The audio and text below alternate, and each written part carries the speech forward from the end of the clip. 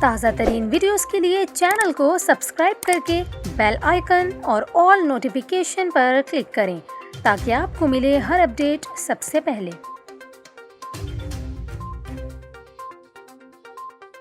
اور ابھی آپ کو بتائیں، صوبہ خیبر پختونخوا کے دارالحکومت پشاور میں مفتی شہاب الدین پوپلزئی کی زیر صدارت غیر سرکاری رویت ہلال کمیٹی نے کل عید الفطر منانے کا اعلان کر دیا۔ مفتی پوپلزئی کی زیر صدارت غیر سرکاری رویت ہلال کمیٹی کا اجلاس پشاور کی مسجد قاسم خان میں ہوا۔ مسجد قاسم خان میں اعلان کرتے ہوئے مفتی پوپلزئی کا کہنا تھا کہ شوال کا چاند نظر آ گیا ہے، لہٰذا یکم شوال اور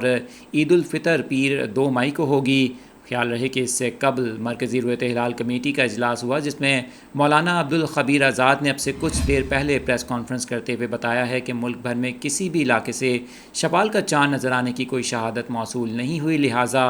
3 مئی بروز منگل کو عید الفطر منائی جائے گی۔